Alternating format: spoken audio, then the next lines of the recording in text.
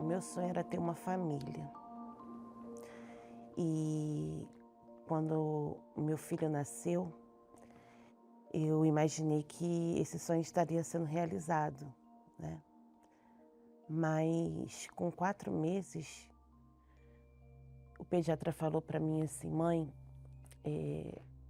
a cabeça do seu filho tá com uma circunferência muito grande, muito além da curva para a idade dele. O seu filho tem um problema chamado hidrocefalia. Eu vou pedir para que você leve ele para um neurocirurgião. Aliado a esse problema da cabeça tá grande, ele tinha um refluxo muito forte. Nós saímos com bolsas, muitas bolsas, porque ele tinha que trocar de roupa a todo momento. Então nós chegamos no neurocirurgião, no primeiro, e ele disse: "Mãe, vai ser colocada uma válvula na cabeça do seu filho, porque a cabeça dele está crescendo, porque está tendo água dentro da cabeça dele". E aí nós fomos para uma outra médica, que era uma médica muito conceituada, e aí ela falou para mim assim, a mesma coisa: "Seu filho precisa operar". Ela falou: "Então vamos fazer os exames pré-operatórios?". Eu falei assim: "Não, eu ainda vou pensar, eu vou ver o que que eu vou fazer". Aí ela me olhou no meu olho assim e falou assim: "Eu acho que você não está entendendo. Se fosse meu filho, eu teria operado ontem".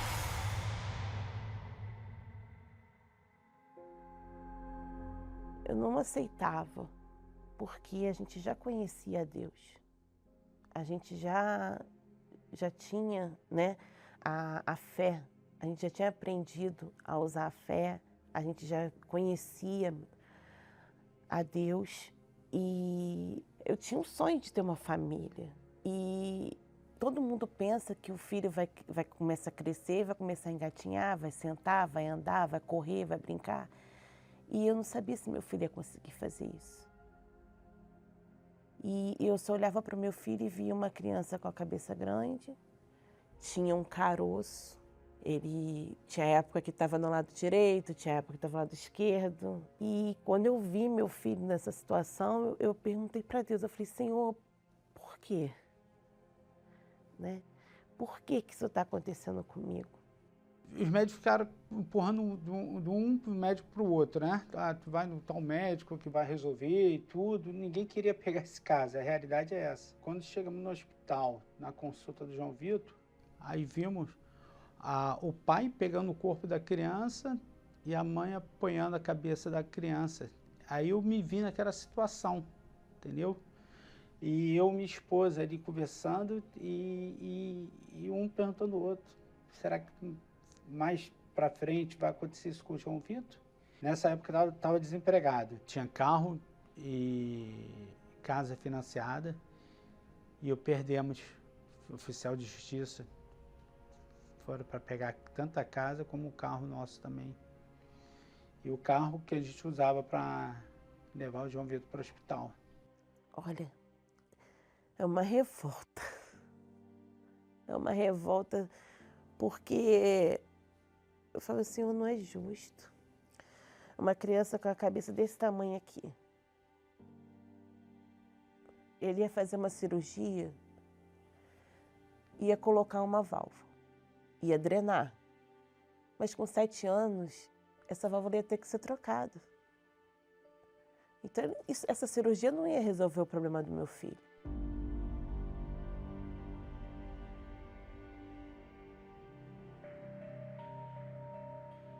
E o tempo foi passando aos poucos e as dificuldades vieram.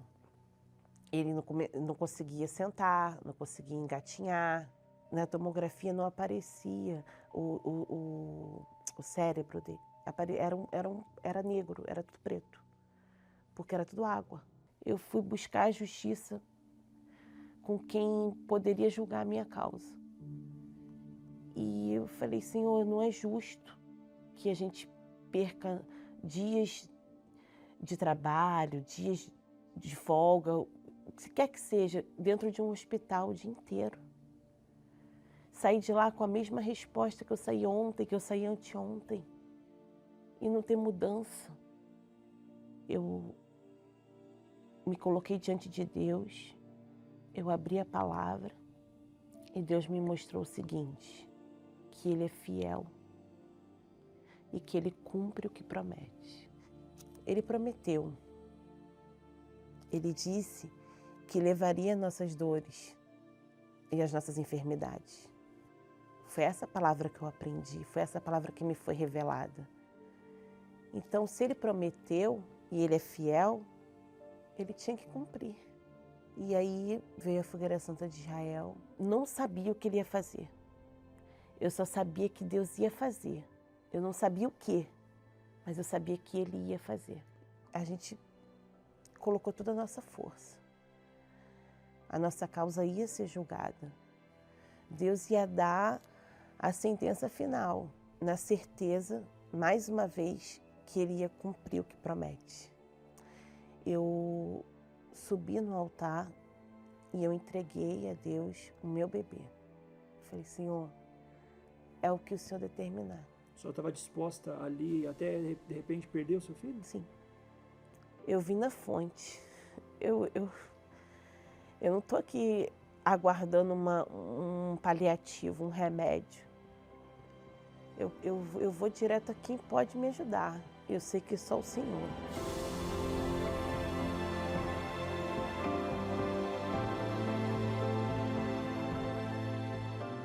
Dona Fernanda, mas a pergunta que não quer calar. E o seu bebê? Meu bebê está aqui. Cadê o bebê, dona? É isso aqui. Esse é o bebê? É. Vamos descobrir agora, então, como está o João Vitor.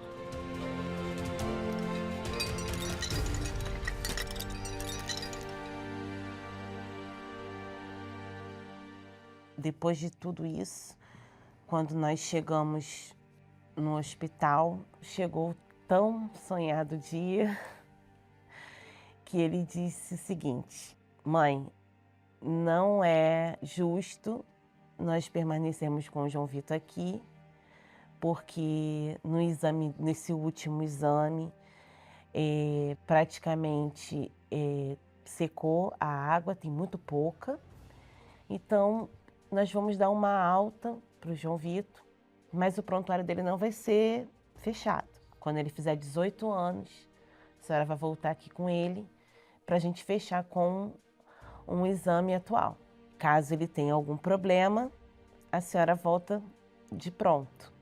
Mas eu dentro de mim eu já dizia, ele não vai voltar, porque eu tenho certeza absoluta que a minha causa foi julgada. Sempre teve um jornal que os alunos destaques saíam, ele sempre saía nesse jornal. Depois veio a aprovação para um colégio federal, milhares de pessoas inscritas para 35 vagas, e ele conseguiu entrar. E daquela criança, do primeiro exame, que não se via nada, que era só um fundo preto, que não via o cérebro do meu filho de tanta água, hoje está aqui.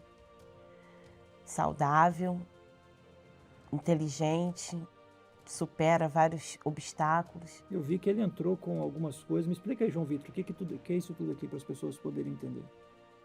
Essas aqui são medalhas que eu ganhei participando de Olimpíadas, que tem medalha de Olimpíada de Matemática, Olimpíada de Ciências, Olimpíada de Português. Tem várias medalhas de várias competições que eu fui acumulando ao longo desses anos, né? E uma delas, em especial, é essa aqui. Essa medalha aqui eu conquistei na China em 2019. E o nosso grupo ele foi destaque nessa Olimpíada e a gente teve a oportunidade de representar o Brasil na China, né? Só que essa prova também foi fruto do altar, porque foi um voto que eu tinha feito com Deus para conseguir chegar aonde eu consegui chegar. E esse jaleco branco aí? Esse jaleco também fruto do altar. Esse jaleco aqui é o jaleco que eu uso Hoje em dia eu faço faculdade de medicina numa faculdade federal e é o jaleco que eu uso. E você pretende se especializar no quê? Eu pretendo ser neurocirurgião. Eu tô alinhando todos os meus estudos, todas as minhas forças eu tô colocando para chegar nesse objetivo, que é me tornar um neurocirurgião. Vai ser médico, isso aí. Cirurgião ainda. Uma criança que o médico disse que ia ter dificuldade para andar, ia ter dificuldade no estudo. Isso já foi, todos os médicos passaram isso pra gente. E hoje João Vitor está fazendo medicina federal ainda. Eu vejo o cumprir de Deus. Que aqueles médicos todos que eu visitei, meu filho estava comigo lá, sendo consultado, e hoje ele está estudando para ser um instrumento na mão de Deus para abençoar aquelas mães que tanto eu vi sofrer ali. Os seus professores falam o quê sobre o seu caso? Eles não acreditam. Eles não acreditam. Por quê? Porque eu sempre pergunto, alguém citou a hidrocefalia durante a aula. Eu pergunto, uma criança que nasceu com hidrocefalia, tem cura sem cirurgia? Eles falam, não. É possível? Não, não é possível. E aí é a hora que eu chego e falo, mas foi possível comigo, eu fui curado. E aí eles não acreditam, um professor meu, inclusive, pediu para ver os exames, não estava acreditando no que eu estava falando. Pediu para ver os exames, e ele viu e ele falou, e não fez cirurgia. Eu falei, não fiz cirurgia. Curado. Tá aqui, ó. Se alguém tiver dúvida, lembra do que tinha que voltar lá com 18 anos? Tá aqui, ó. Uma tomografia dentro dos padrões de normalidade. E qual a maior medalha, o maior troféu, João Vitor, que você já alcançou? A maior medalha, o maior troféu, nenhuma dessas aqui, na verdade. A minha maior medalha mesmo, da vida, foi receber o Espírito Santo. Foi a maior. Não tem... Eu posso juntar todas essas aqui e perguntar assim, você trocaria ou não trocaria? A minha aprovação em medicina, na verdade, não chega perto do que eu recebi.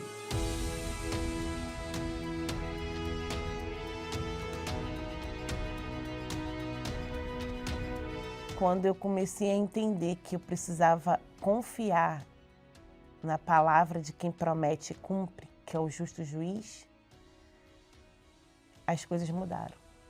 Eu deixei o foco da mesa dos médicos e passei para a mesa de Deus, para o justo juiz. O que sofremos, que passamos, e hoje o que o João Vitor se tornou, não tem preço que paga. É só o altar mesmo. Te amo.